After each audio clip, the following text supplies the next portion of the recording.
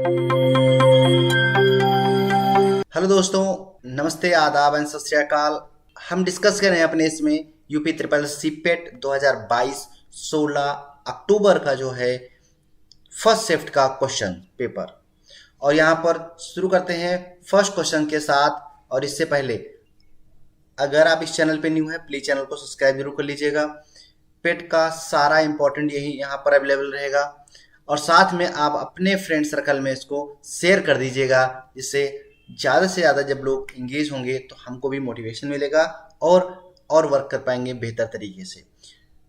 Start करते हैं। First question screen पे है आपके कि निम्नलिखित में से किस अधिनियम ने बैंकों के राष्ट्रीयकरण के लिए शर्तें निर्धारित की? तो इसमें नन ऑफ दी, कोई और नहीं।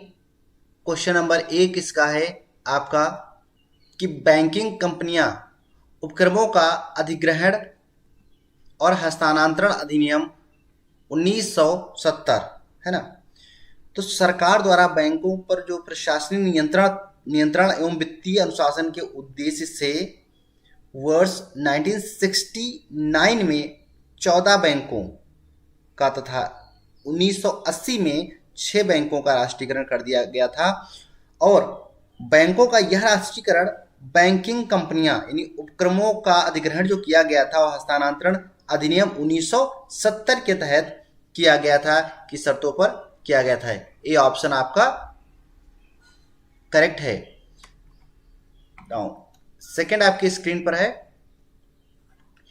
कि 1991 में नई आर्थिक नीति के तहत उदारीकरण और निजीकरण की पहल का प्राथमिक जो है परिणाम निम्नलिखित में से कौन सा था? राजकोषीय नीति सुधार, मौद्रिक नीति सुधार, वैश्वीकरण, या इनमें से कोई नहीं। तो इसमें मेन था पर्पज इसका जो वो था सी आपका करेक्ट है, जिसमें वैश्वीकरण यानी ग्लोबलाइजेशन था। ठीक है। 1991 में प्रधानमंत्री पीवी नरसिम्हा राव और वित्त मंत्री मनमोहन सिंह के जो देखरेख में इसको किया गया था, है ना। इसी के साथ इसमें एलपीजी रिफॉर्म्स भी से एलपीजी रिफॉर्म्स के नाम से भी इसे जाना जाता है ना, जिसे liberalisation, globalisation, privatisation and globalisation के नाम से जाना था। तीसरा क्वेश्चन आपकी स्क्रीन पर है, निम्न में से किसे भारत के हरित क्रांति के जनक के रूप में माना जाता है? भारत में हरित क्रांति के जनक के रूप में किसे माना जाता है? तो इसमें हरित क्रांति जो संबंधित थी वो थी हाइब्रिड, जो हाई यील्ड वैरायटी बीजों से संबंधित हुआ करती थी। और इसका जो करेक्ट आंसर है वो है आप यहाँ पर MS स्वामीनाथन। ठीक है, क्योंकि ये MS स्वामीनाथन, बी ऑप्शन इसका करेक्ट है ना, MS स्वामीनाथन। वर्गीस कुरियन जो थे वो किससे, व्हाइट रिवॉल्यूशन से संबंधित थे। चौथा है आपकी स्क्रीन पर कि इस भारतीय संविधान के लिए DPSP यानी राजनीति के निर्देशक तत्व निम्नलिखित में से किस संविधान से प्रेरित थे? DPSP किससे संबंधित थे, किस संविधान के द्वारा लिए गए थे? DPSP की अगर हम इसमें बात करें तो ये आयरलैंड से लिया गया था, है ना। कहां से? आयरलैंड से लिया गया था। सी इसका करेक्ट है। फिफ्थ आपके स्क्रीन पे, भारतीय संविधान के अनुच्छेद 19 में कौन सा अधिकार शामिल है? कौन सा अधिकार शामिल है? तो इसमें 19 के अंतर्गत बात की गई है, तो right to freedom of speech and expression, है ना। तो बी इसका करेक्ट है। तो इसका मतलब क्या हुआ? Right to the freedom of speech and expression, वाक्य और अभिव्यक्ति स्वतंत्रता का अधिकार, है ना। B correct. आपका 6 जो है आपकी स्क्रीन पर है कि संसदीय प्रणाली में कार्यपालिका किसके प्रति उत्तरदायी होती है। संसदीय प्रणाली में जो कार्यपालिका होती है वो किसके अंतर्गत होती है। ये काम करती है द लेजिस्लेटिव के अंतर्गत, विधान मंडल के अंतर्गत, है ना। तो ए ऑप्शन इसका, ए जो है वो करेक्ट है ना, द लेजिस्लेटिव।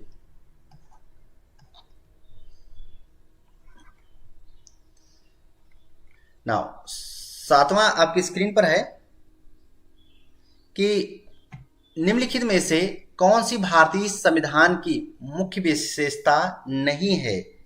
भारतीय संविधान की मुख्य विशेषता नहीं है, इसमें रिटन एंड डिटेल कॉन्स्टिट्यूशन है ना, 2 tyre government, single citizenship, universal adult जो फ्रेंचाइज। इसका बी जो है भारतीय संविधान 1995 के आधार पर अगर हम बात करें आर्टिकल 22 भाग में, है ना, 22 भाग तथा 395 आर्टिकल 22 भाग में 12 जो है अनुसूची सहित विश्व का सबसे विस्तृत लिखित संविधान है। इसमें जो नहीं है वो बी है, 2 टायर गवर्नमेंट नहीं है, 2 संघीय शासन व्यवस्था का प्रावधान नहीं है, तो इस 2 टायर गवर्नमेंट, है ना, तो भारतीय संविधान की विशेषता नहीं है। 8वां आपकी स्क्रीन पर है, एक हार्स पावर लगभग कितने वाट के बराबर होता है। तो एक हार्स पावर आपका जो है वो 746 वाट के बराबर होता है। तो इसका मतलब ये हुआ ए जो ऑप्शन है वो करेक्ट है। 9वां आपकी स्क्रीन पर है, निम्नलिखित में से कौन सी एक रासायनिक अभिक्रिया नहीं है।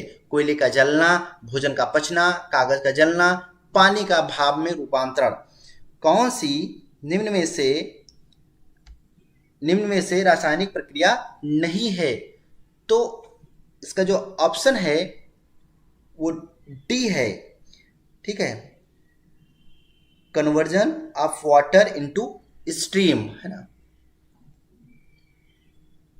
तो इसका डी ऑप्शन करेक्ट है।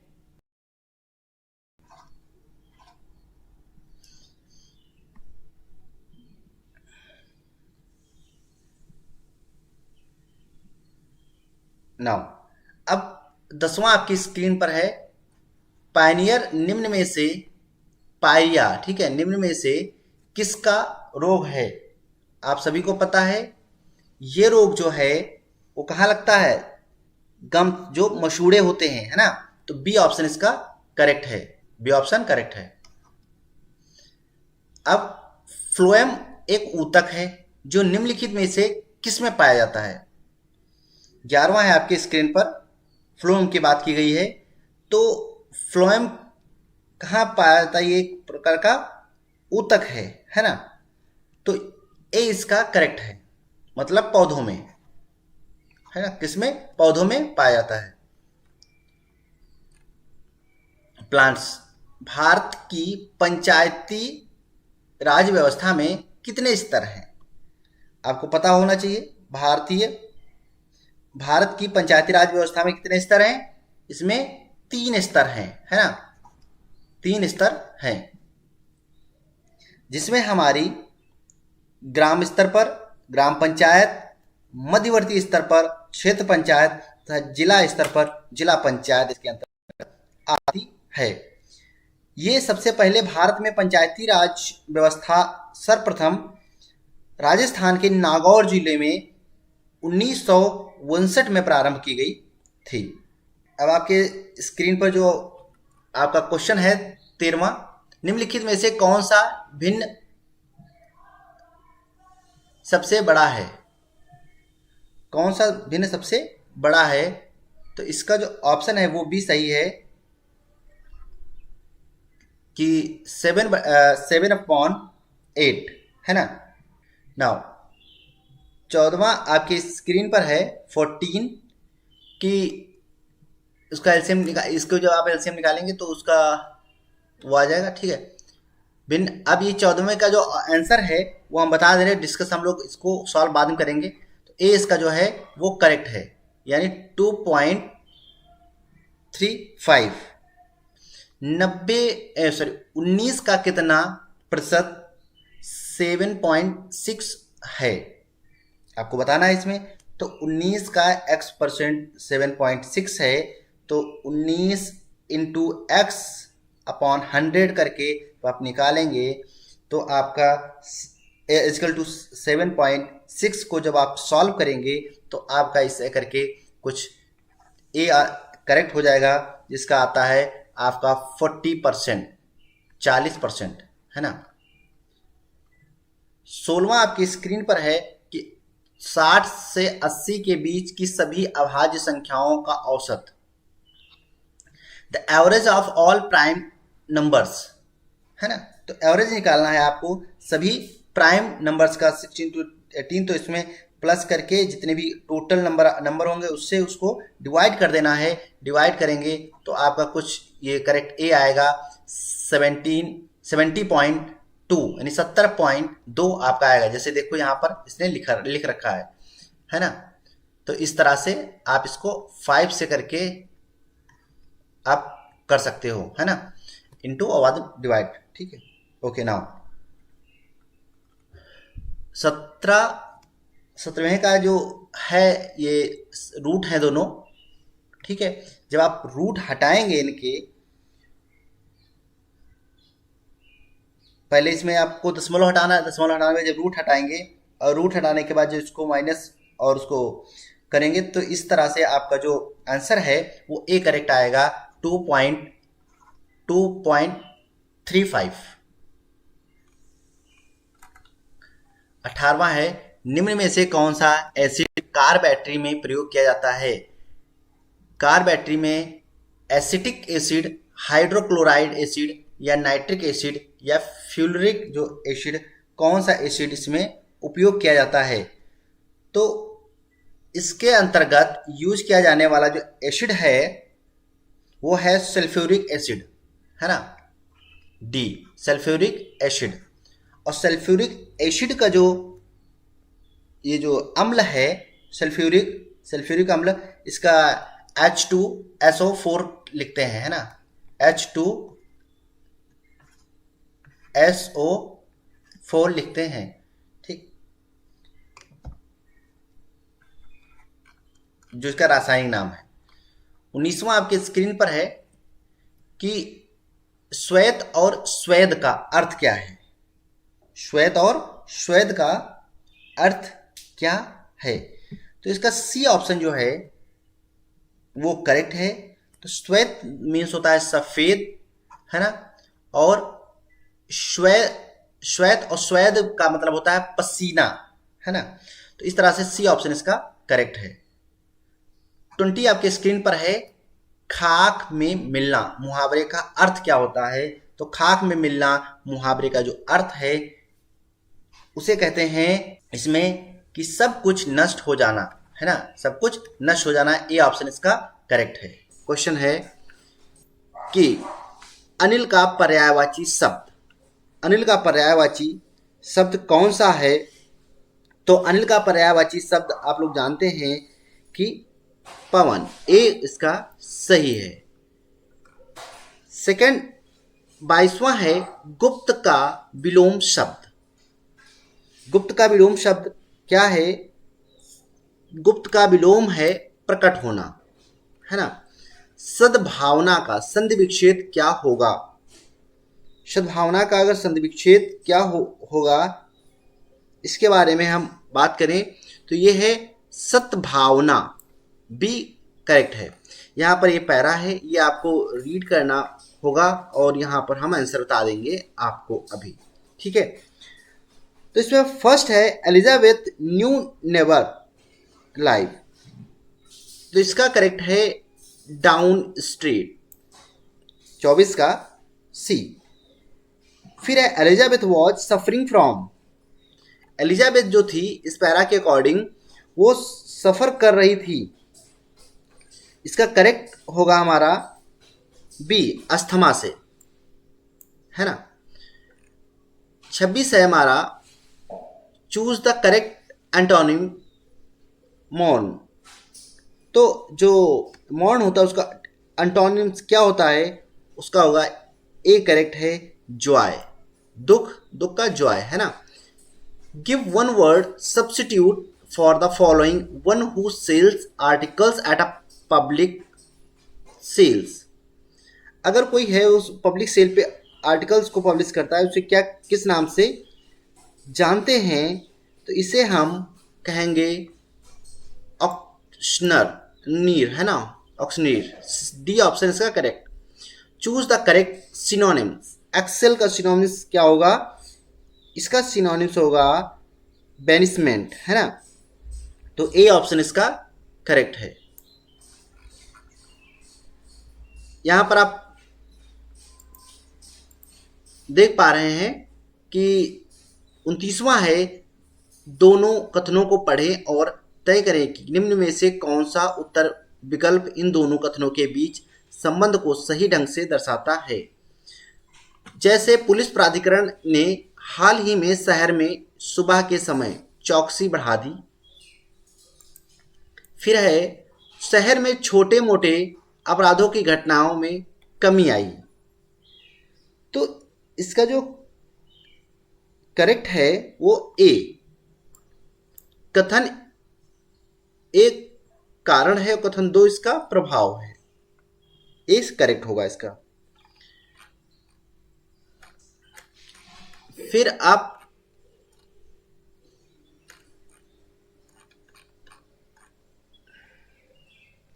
यहां पर 29 के बाद हम देखेंगे 30। निम्न विषम चुने, यानी फाइंड द ऑड नंबर है ना, कौन सा ऑड नंबर आपको चूज करना है। तो ऑड नंबर आपको इसमें चूज करने के लिए आप इसमें देखिए, और इसका जो करेक्ट होगा वो होगा डी 33 है ना, क्योंकि इसमें 10 4 से इंक्रीज हुआ, देन 4 to 7 4 to 6 2 के अकॉर्डिंग है ना, तो हिसाब से। तो इसमें हम अगर बात करेंगे कि 6:10 6:10 पर घड़ी की घंटे की सुई और मिनट की सुई के बीच के कोण को ज्ञात कीजिए। 31 का जो करेक्ट होगा वो करेक्ट है हमारा बी, 125 डिग्री पर। यदि ए को 26 के रूप में कोडित किया जा सकता है, तो बी को 25 के रूप में कोडित किया जा सकता है। 24 और सी को 24 के रूप में, जेड को 1 के रूप में कोडित किया जा सकता है। तो मोबाइल के लिए कोड क्या होगा, मोबाइल के लिए कोड निकालना है आपको, क्योंकि ये 26 25 और ये दिया हुआ है ना। तो इसमें अगर हम बात करें तो इसको जब आप कोड निकालेंगे, तो क्योंकि M14 होता है ना, तो ये 14 हो जाएगा। ओ जो है आपका 15 होता है, 15 होता है, 14 15 नहीं, OMNO P। तो इसमें आप जब इसमें रिवर्स उसमें आएंगे 13 का 14 है ना, और इसमें आपका 12, क्योंकि यहाँ पर B जो है वो 25 दे रखा है ना आपका ऑलरेडी, तो इस हिसाब से आप 14 12 कर सकते हो है ना। तो डी ऑप्शन इसका करेक्ट होगा कि 14 12 25 18 15 और 22, D answer correct. The Anamalai रीड टिल नाम की डैम जल फ्लाई की नई प्रजाति की खोज किस राज्य में की गई। जो द अनामलाई रीड की बात करें अगर हम, तो अनामलाई ये कहाँ है, केरल, एक आंसर करेक्ट। गोपी ने विवेक से कहा, वह व्यक्ति मेरी माँ के इकलौते भाई का पिता है, गोपी उन्हें क्या कहेगी। अगर इसको हम देखेंगे तो गोपी के पिता, माँ और भाई है ना, तो पिता, तो गोपी उन्हें क्या कहेगी, यदि गोपी के इकलौते भाई का पिता है ना। तो इसमें उसका करेक्ट हो जाएगा हमारा सी, उसे नाना कहेगी। आप यहां पर देख पा रहे हैं 35वां आपके स्क्रीन पर है कि आईएनएस तर्कस ने लाल सागर में नौसेना के जहाजों अल्माज पीसी 411 और निमेर पीसी 413 के साथ एक समुद्री साझा अभ्यास का आयोजन किया है। कौन, वो कहाँ का है, किस सागर में किया, उसका कहाँ पे किया गया है। तो 35 का जो करेक्ट है वो हमारा सूडान, है ना। सी ऑप्शन इसका करेक्ट है। 36 का है जागृत निम्नलिखित में से किस क्षेत्र से संबंधित शुभांकर है। जो जागृत है वो कहाँ का शुभांकर है, किस क्षेत्र का, वो शुभांकर है उपभोक्ता जागरूकता का।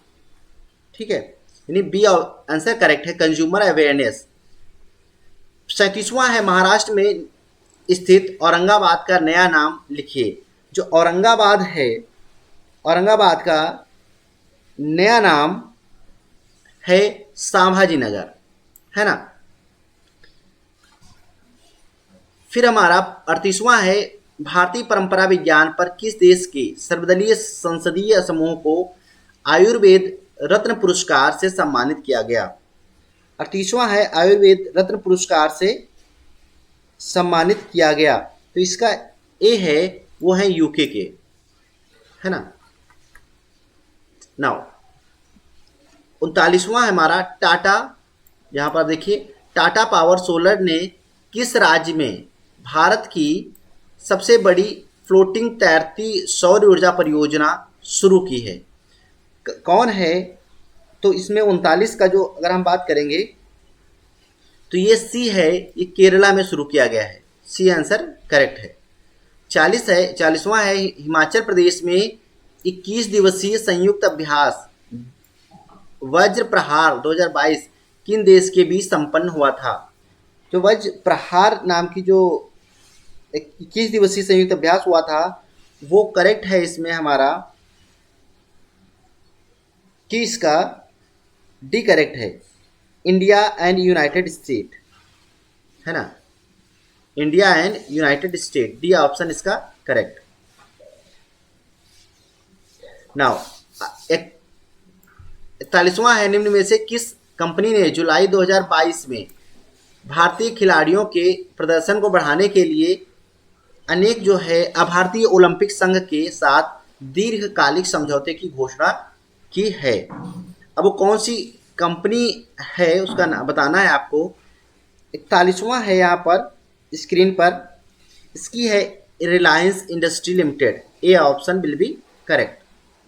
42 है जुलाई 2022 में हॉकी बोर्ड ने कॉफी फसलों की जलवायु प्रतिरोधी किस्मों को विकसित करने के लिए किसके साथ एक समझौता ज्ञापन पर हस्ताक्षर किए हैं। तो इसमें जो ये 42 है हमारा स्क्रीन पर, इसका करेक्ट है बी, कि इसरो ने इसका किया है। 43वां है निम्न में से कौन सा देश भारत के साथ सबसे लंबी अंतर्राष्ट्रीय सीमा साझा करता है।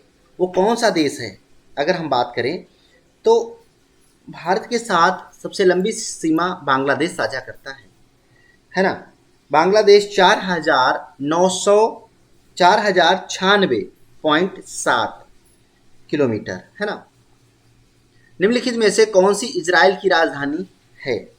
देखिए इसमें राजधानियां भी पूछी गई हैं। इजराइल की राजधानी के रूप में अगर हम बात करें तो इसका करेक्ट ए है जेरूशलम। अब बगदाद इराक, है ना, और जो इसमें डबलिन है वो आयरलैंड से रिलेटेड है। ठीक, डाक कर्मयोगी पोर्टल का उद्देश्य क्या है। डाक कर्मयोगी पोर्टल का उद्देश्य है कि लगभग, बी ऑप्शन करेक्ट है, 4 लाख ग्रामीण डाक सेवकों की क्षमता में वृद्धि, है ना। नाउ 46 है आपके स्क्रीन पर, निम्नलिखित में से देखिए आप यहाँ पर, निम्नलिखित में से किस राज्य कि विधान परिषद किस राज्य में विधान परिषद है, इसकी बात की गई है। तो इसमें ए जो है वो आपका करेक्ट है, नहीं, इसमें जो है आपका बी करेक्ट है। हाँ, कर्नाटक, ठीक है। कर्नाटक में जो विधायकीय परिषद है वो है। अब विधायकीय परिषद के बाद सिर्फ 6 राज्यों में विधान परिषद मिलती है, ठीक है, जिसमें उत्तर प्रदेश, कर्नाटक, बिहार, महाराष्ट्र, आंध्र प्रदेश, तेलंगाना सम्मिलित होती है। 47वां है आपके स्क्रीन पर, किस दिन को भारतीय वायुसेना दिवस के रूप में मनाया जाता है। वायुसेना दिवस के रूप में मनाए जाने के लिए 8 अक्टूबर को मनाया जाता है। सी ऑप्शन इसका करेक्ट है। 47 के बाद 48 है, निम्न में से किसे भारत का स्कॉटलैंड भी कहा जाता है। अब भारत का स्कॉटलैंड की बात करें तो इसको कुर्ग को कहा जाता है। ए ऑप्शन इसका करेक्ट है। कर्नाटक का एक कॉफी उत्पादक जिला है कुर्ग, कर्नाटक से रिलेटेड है। 49 है आपके स्क्रीन पर कि कला मथुरा से स्टेचलिंग्स की पारंपरिक कला है। तो स्टेंसलिंग्स की पारंपरिक कला जो है वो सी है, सांझी, है ना, सी ऑप्शन करेक्ट है। 50वां है, निम्नलिखित में से 2014 में बनाया गया भारत का 39वां राज्य कौन सा है। 39वें राज्य की अगर हम बात कर रहे हैं तो इसमें ए करेक्ट है, जो कि तेलंगाना आंध्र प्रदेश से अलग होकर बनाया गया था 2014 में। इसके बाद 51 आपकी स्क्रीन पर है, निम्न में से किस व्यक्ति ने द प्रसिद्ध the story of the my experiment with truth लिखी थी, है ना। The story of my experiment with truth किस ने लिखी थी, इसका करेक्ट है सी, महात्मा गांधी ने। और बाकी अगर हम महात्मा गांधी के साथ Maharshi Dayanand Saraswati, Satyagraha Prakash, Jawaharlal Nehru, discovery of India, और साथ में अगर इसमें बात करें हम कौन है, सरदार पटेल, हाँ सरस्वती, तो इसको हमने यहाँ पर बता दी। सरदार पटेल ने तो बुक नहीं है, लेकिन हाँ Sardar Patel and his idea of India, ये जो एक एच सेन गुप्ता हुआ करते थे उन्होंने लिखा था। 52 आपके स्क्रीन पर है कि वायुमंडल में ग्रीन हाउस गैस पृथ्वी के अधिकांश उत्सर्जी को अवशोषित करती हैं, जो निचले वायुमंडल को गर्म करती हैं। अब कौन सा है, इसमें जो करेक्ट है वो आपका बी है, इंफ्रारेड रेडिएशन, है ना, इंफ्रारेड रेडिएशन। 52 का बी ऑप्शन इसका करेक्ट। 53 है, वॉलीबॉल निम्नलिखित में से किस देश का राष्ट्रीय खेल है। ये 53 है आपके इस पर, वॉलीबॉल किस देश का राष्ट्रीय खेल है। तो इसका जो करेक्ट है वो यहाँ पर बी है, वॉलीबॉल जो है वो नेपाल का राष्ट्रीय खेल माना जाता है। ये 54 से 58 तक के क्वेश्चन करेंगे इसमें हम, और इसमें इस पैराग्राफ को पढ़ के आपको करना होगा, लेकिन हम यहाँ पर आंसर आपको बता रहे हैं, ये सब बाद में हम सॉल्व करेंगे। आज की युवा पीढ़ी में मादक पदार्थों के प्रयोग की लत पड़ रही है। दिए गए कारणों में से किस लत का कौन सा कारण उचित नहीं लगता, ठीक है।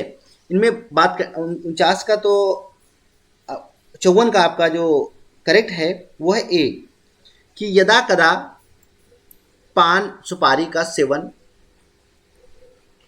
55 है, मादक पदार्थों का सेवन करने वाले युवा को किस बीमारी का खतरा होता है।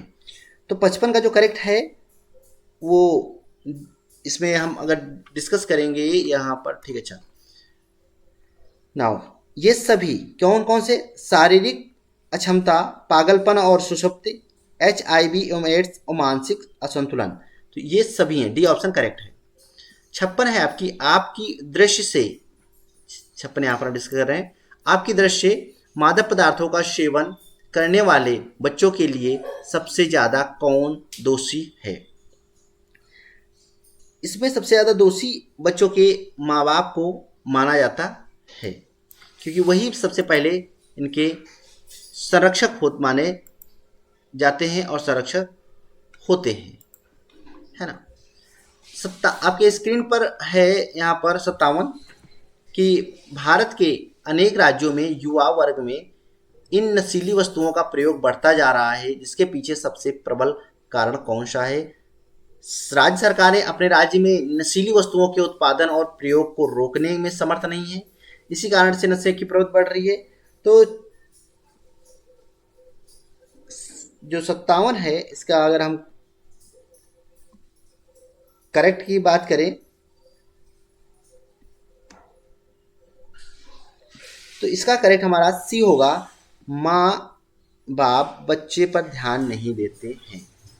सी ऑप्शन इसका करेक्ट है, नहीं देते हैं। और इसके बच्चे क्या कर रहे हैं, किन लोगों के साथ रहते हैं और किन लोगों के साथ उनका उठना बैठना है, इस वजह से प्रॉब्लम्स क्रिएट होती हैं।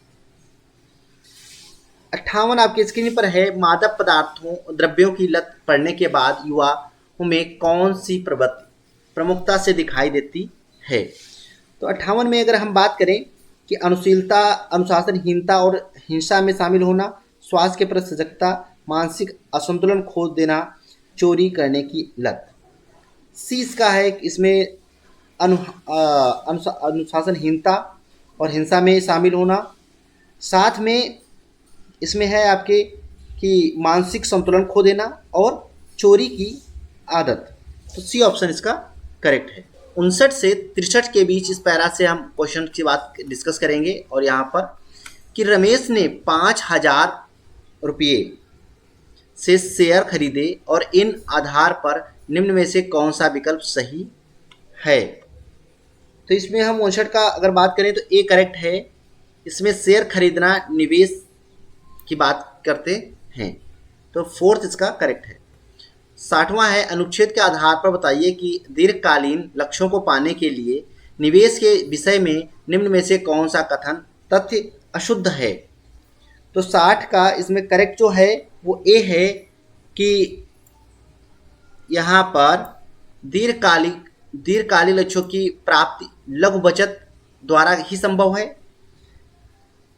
फिर है कि दीर्घकालीन लक्ष्यों की प्राप्ति संभव नहीं है क्योंकि दीर्घकालिक निवेश में धन हानि का जोखिम ज़्यादा रहता है और बचत निवेश की तुलना में ज़्यादा अच्छी है क्योंकि निवेश में जोखिम शामिल होता है। 61 स्क्रीन पे आपके है कि निम्नलिखित में से बताइए कि कौन सा विकल्प निवेश का उदाहरण नहीं है। निवेश का उदाहरण कौन सा विकल्प नहीं है? तो इसमें 61 का है डी, सेविंग बचत खाते में धन रखना। 62 का है, अनुच्छेद के आधार पर बताइए कि निम्न में से निवेश की कौन सी सही विशेषता है। निवेश की सही विशेषता कौन सी है 62 में अगर हम बात डिस्कस करें तो इसमें आप यहाँ देखिए, यहाँ पर लिखा हुआ है ए करेक्ट है इसका, ए और फोर्थ इसमें करेक्ट है, जिसमें निवेश से दीर्घकालिक आर्थिक लक्ष्य प्राप्त किए जा सकते हैं और साथ में निवेश में ऊंचे रिटर्न की संभावना के साथ रिस्क भी रहता है। तो 62 ये आपका करेक्ट है ए। 63 की बात करें हम, निम्न में से बताइए कि कौन सा विकल्प निवेश का उदाहरण है।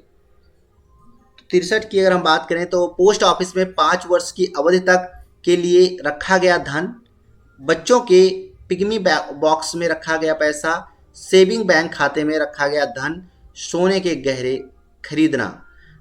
खरीदना। तो 63 की करेक्ट है इसका डी कि सोने के गहने खरीदना, है ना, डी ऑप्शन इसका करेक्ट है। अब ये आपको यहाँ पर 64 से 68 तक के क्वेश्चन देना है और इसको इस ग्राफ की हेल्प से, जिसमें इसमें बताया गया है कि ग्राफ लाइन में 2011 से 16 तक के 6 वर्षों के प्रत्येक वर्ष की शुरुआत में स्कूल में शामिल होने और स्कूल छोड़ने वाले बच्चों की संख्या से रिलेटेड है। तो 64 आपके उस पे है कि किस वर्ष पिछले वर्ष की तुलना में स्कूल छोड़ने वाले छात्रों की संख्या में प्रतिशत वृद्धि गिरावट अधिकतम है। तो इसका 64 का जो करेक्ट होगा हमारा वो है यहाँ पर सी 2012 में। ठीक है, आप इसे निकाल सकते हो। 65 का है 12 से 13 तक का स्कूल की संख्या में लगभग कितने प्रतिशत की वृद्धि की गई है। तो 65 में है, 65 में भी सी करेक्ट है, जिसमें यहाँ पर हम बात करें तो 1.7% है। 66 है 2014 के दौरान स्कूल में पढ़ने वाले छात्रों की संख्या थी। 66 का अगर हम बात कर रहे हैं तो 66 में पढ़ने वाली संख्याओं को हम निकालने के लिए हमको सबको प्लस करना पड़ेगा 2014, और फिर उसमें उसको करके और निकाल सकते हैं।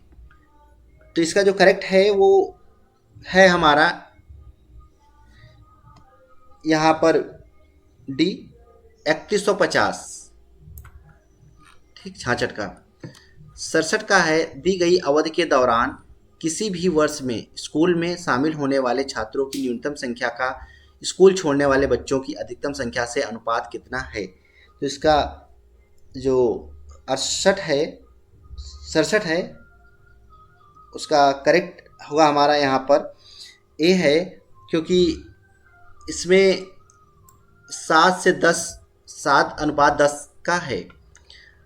68 है 2013 में स्कूल में पढ़ने वाले छात्रों की संख्या 2016 में स्कूल में पढ़ने वाले छात्रों की संख्या का कितने प्रतिशत है। 68 की बात कर रहे हैं हम यहाँ पर। तो इसका डी करेक्ट है, क्योंकि इसमें हमारा 93.75 है परसेंट है।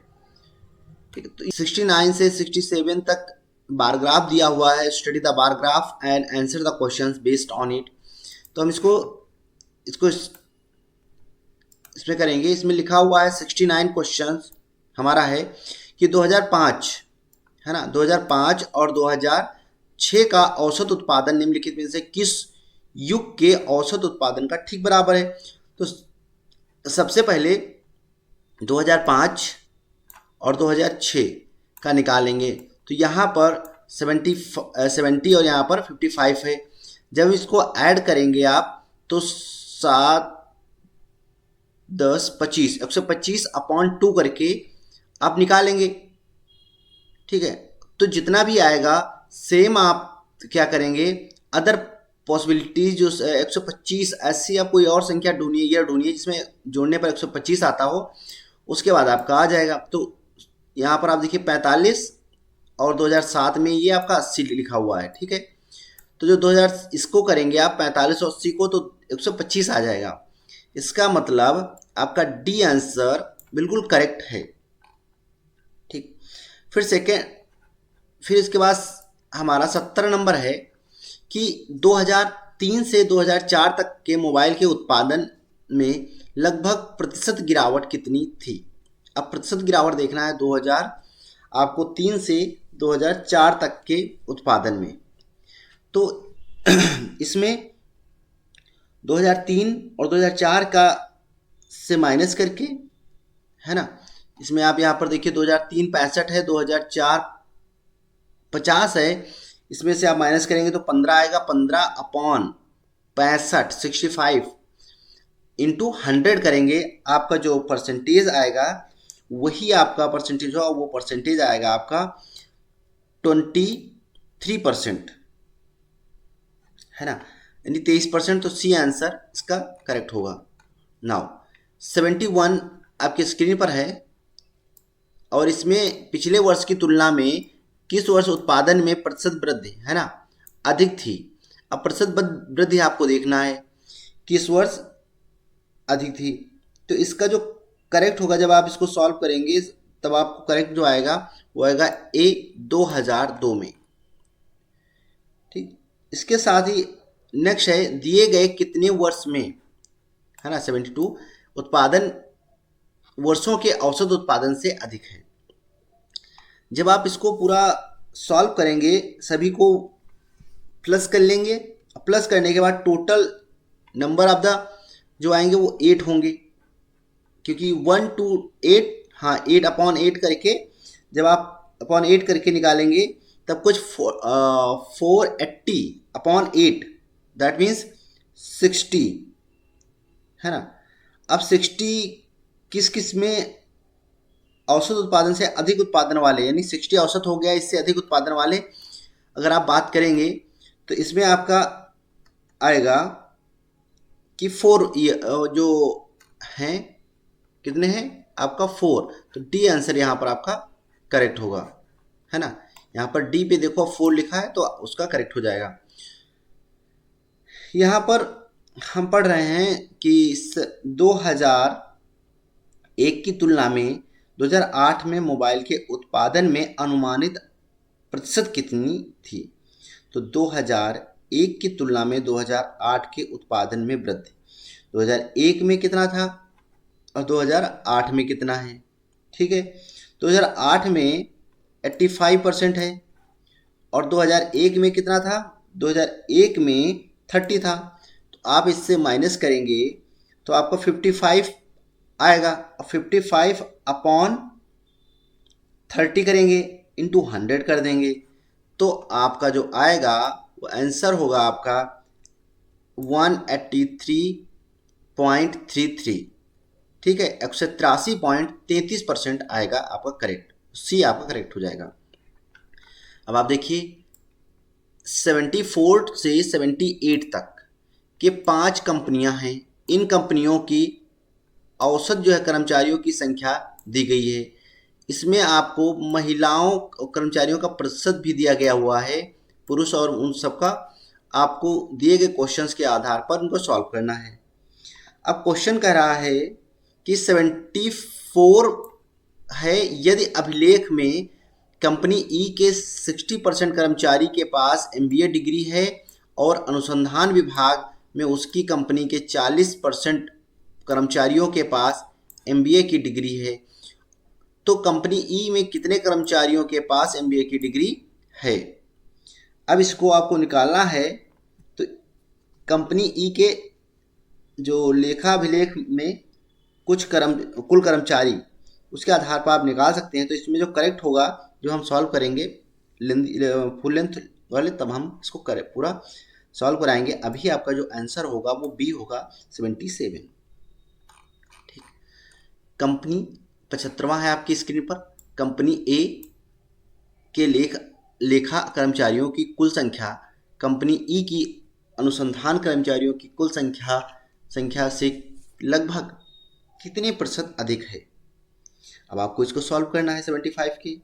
तो 75 में जब आप सॉल्व करेंगे तो इसका जो आंसर आएगा 234.29% आएगा। दैट मीन्स बी आंसर आपका ये करेक्ट है 75 का, है ना, बी करेक्ट।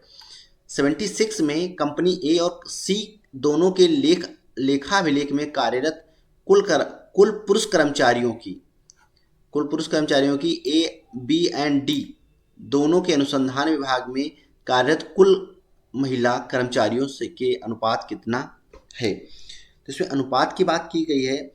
आप इसको सॉल्व कीजिए और जो इसका करेक्ट आंसर होगा वो आपका होगा ए 208/155। सभी कंपनियां डी को छोड़कर में लेखा विभाग की महिला कर्मचारियों की कुल मिलाकर संख्या और सभी कंपनी ए और कंपनी ई को छोड़कर अनुसंधान विभाग के पुरुष कर्मचारियों की कुल मिलाकर संख्या के बीच कितना अंतर पाया जाएगा। इसमें जो आप जब इसको करेंगे ए बी और सी ई प्लस करके और आगे बढ़ेंगे तो इसमें आपको टोटल सी वाला जो करेक्ट है कि 138, मतलब 138 आपका करेक्ट होगा। लेखा 78 आपके स्क्रीन पर है। लेखा अभिलेख में कंपनी बी की महिला कर्मचारियों की संख्या का अनुसंधान विभाग में कंपनी सी के कुल कर्मचारियों की संख्या से अनुपात कितना है। संख्या का अनुपात की बात की जा रही है यहाँ पर आपका, तो 78 का जो है वो आपका करेक्ट है सी, है ना, 35:11। फिर आपके स्क्रीन पर है 79, 79 से 83 तक की तालिका में लिंग के आधार पर 5 राज्य A B C and D E की जनसंख्या का प्रतिशत विवरण देती है। अब आपको इसको निकालना है। यहाँ पर गरीबी रेखा के नीचे की जनसंख्या प्रतिशत दिया हुआ है, रेखा के नीचे और अपर दोनों दिए हुए हैं। तो जब आप इसको सॉल्व करेंगे तब की हम अगर बात करें, आंसर आप चेक कर सकते हैं सॉल्व करने के बाद। 79 जो है आपका आंसर है 79। राज्य डी में गरीबी रेखा से ऊपर आने वाली महिला की संख्या क्या होगी यदि ज्ञात हो डी की संख्या 7 मिलियन है। तब आप कैसे पता करेंगे? तो इसमें राज्य की कुल संख्या 7 मिलियन, डी की गरीबी रेखा से ऊपर की जनसंख्या 7/100 इंटू 80 आप वहाँ पर जाके कर सकते हैं। जब आप सॉल्व करेंगे इसको तो आपका जो आंसर है वो आपका ए आएगा 2.4 मिलियन, है ना, ए करेक्ट होगा। इसके बाद 80 आपके स्क्रीन पर है क्वेश्चन। यदि राज्य सी की गरीबी रेखा से ऊपर आने वाले पुरुषों की संख्या 1.5 मिलियन है तो सी की कुल संख्या कितनी होगी? तो जब इसको आप सॉल्व करेंगे तो सी की गरीबी रेखा से ऊपर की जनसंख्या का प्रतिशत देख लेंगे और सी के गरीबी रेखा से ऊपर वाले पुरुष संख्या का प्रतिशत निकाल के जब आप सॉल्व करेंगे इसको तब आपके 5 मिलियन आ जाएगा। तो इसका आंसर जो होगा वो करेक्ट होगा आपका सी। यदि राज्य बी के लिए गरीबी रेखा से नीचे पुरुष की संख्या 2.4 मिलियन है और राज्य ई के लिए 6 मिलियन है तो राज्य बी और ई की कुल संख्या अनुपात में है।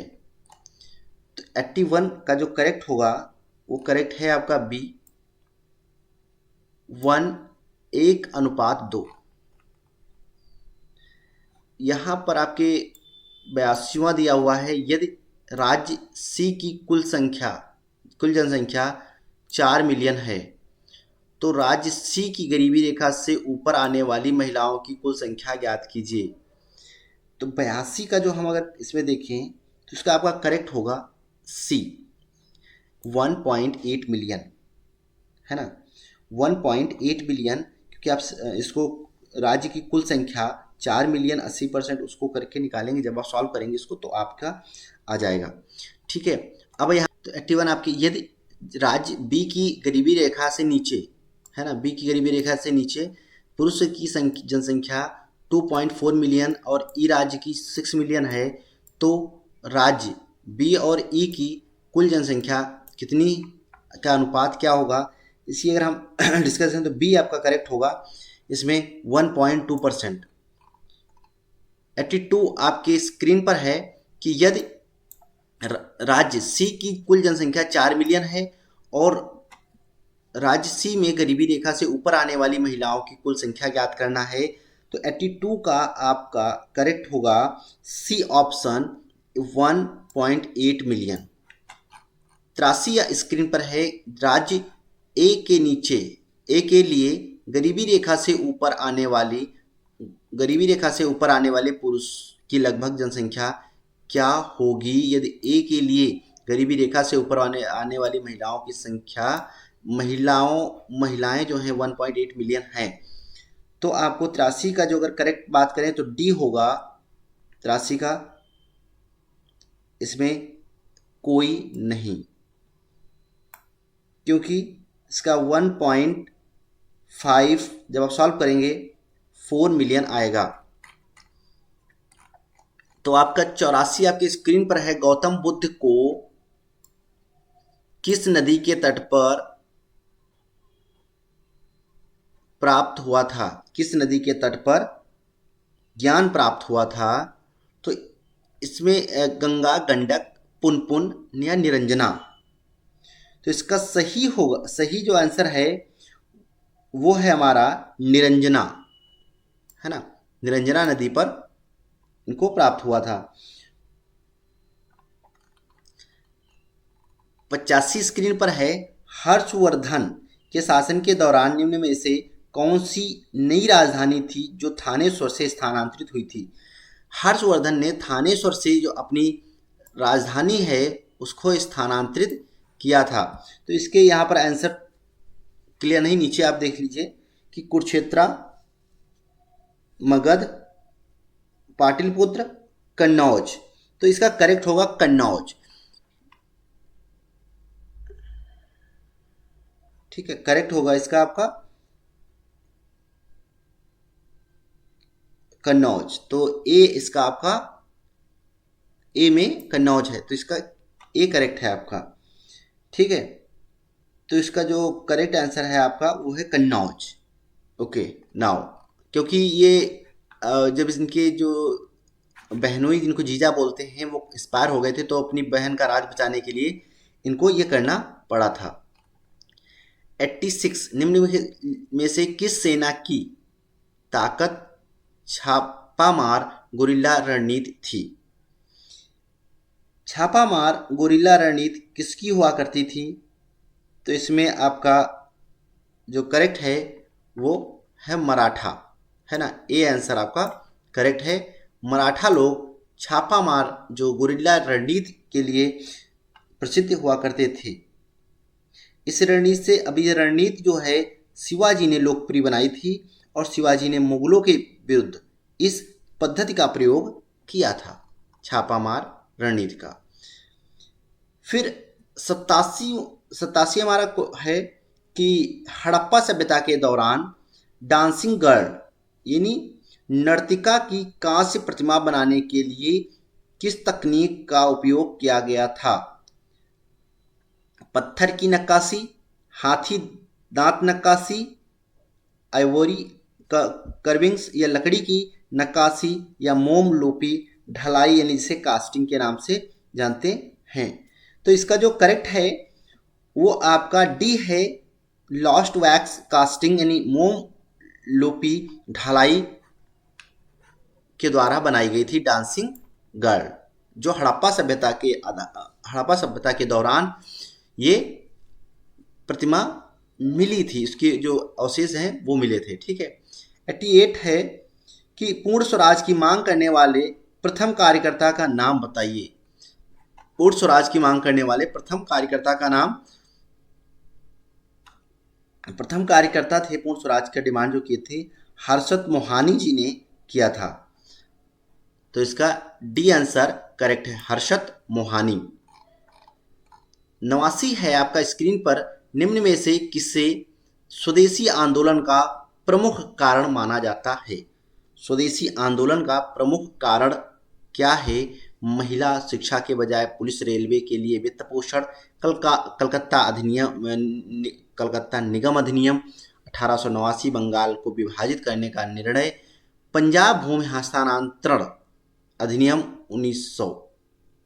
स्वदेशी आंदोलन का प्रमुख कारण क्या रहा था, इसकी अगर हम चर्चा करें तो इसका करेक्ट होगा सी, कि बंगाल विभाजन का निर्णय स्वदेशी आंदोलन का प्रमुख कारण बन गया था।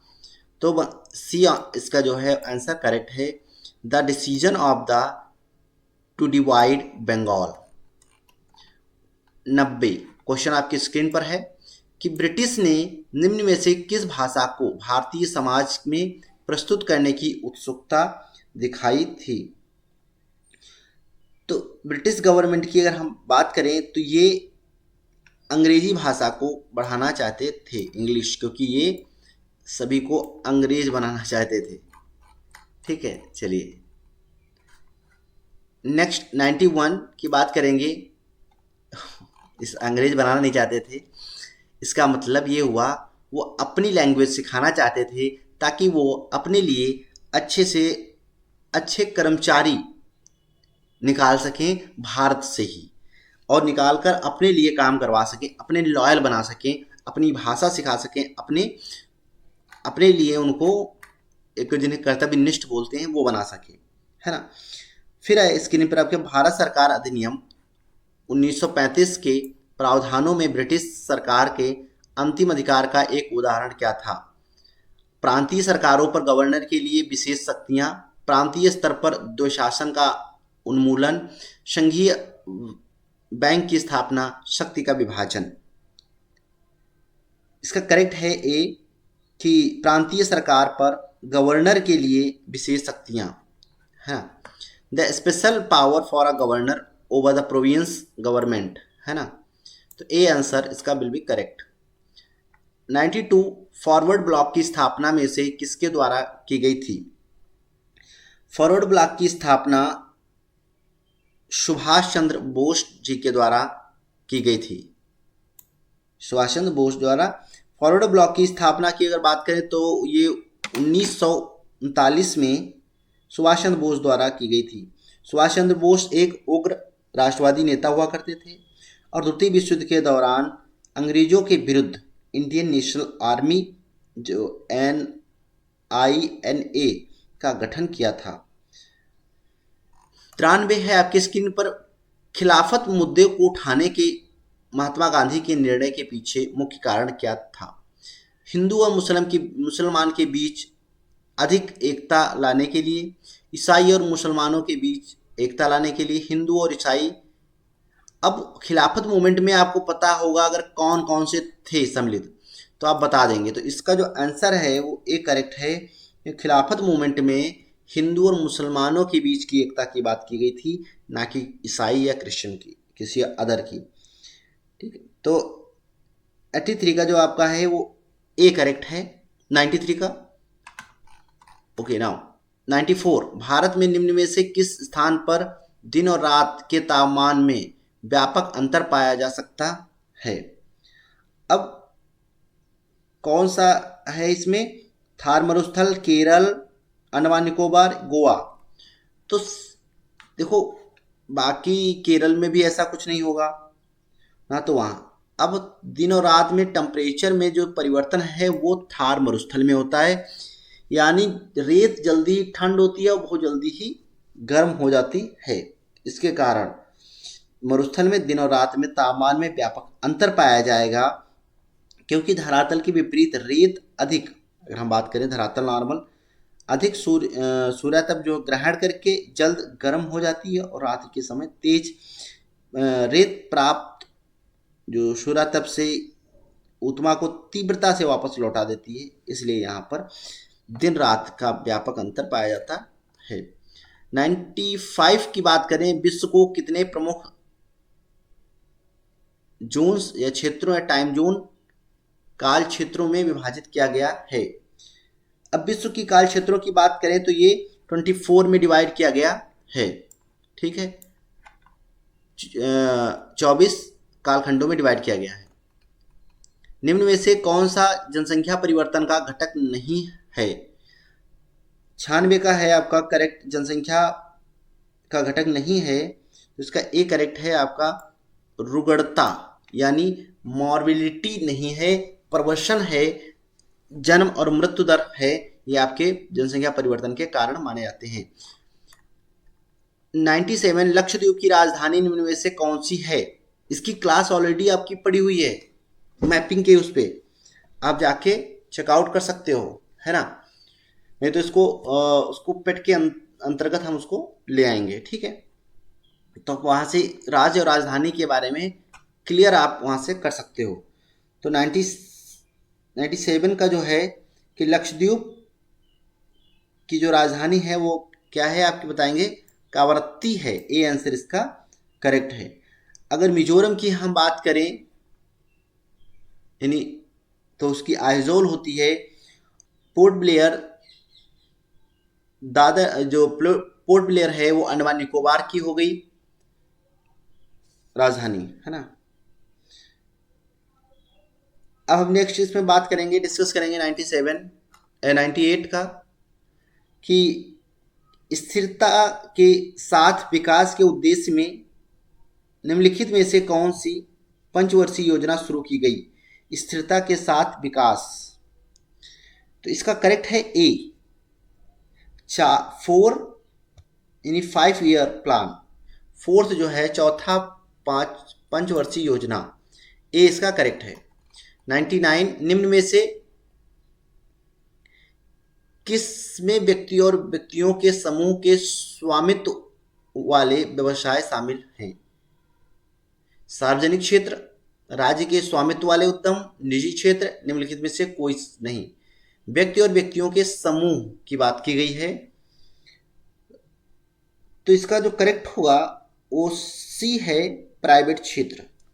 ठीक है, निजी क्षेत्र वह क्षेत्र होता है जिसमें व्यक्ति या व्यक्तियों के समूह के स्वामित्व वाले व्यवसाय शामिल होते हैं, निजी क्षेत्र के अंतर्गत आते हैं। तो इसका जो आंसर है वो प्राइवेट यानी सी है, correct, private sector. Last question है समा, उस जंगल का नाम बताइए जिसे पृथ्वी के फेफड़े कहा जाता है। तो आपके इस पे टिक भी लगा हुआ है, पृथ्वी के फेफड़े। अमेजन रेन फॉरेस्ट को कहा जाता है जो आपके दक्षिण अमेरिका में हैं, ब्राजील रीजन में ज़्यादातर। ठीक है, अमेजन वर्षा वन। तो आई होप आपको ये पेपर सॉल्व अच्छा लगा होगा। प्लीज़ चैनल को सब्सक्राइब करें। थैंक यू सो मच, और अपने फ्रेंड्स के साथ साझा जरूर करें।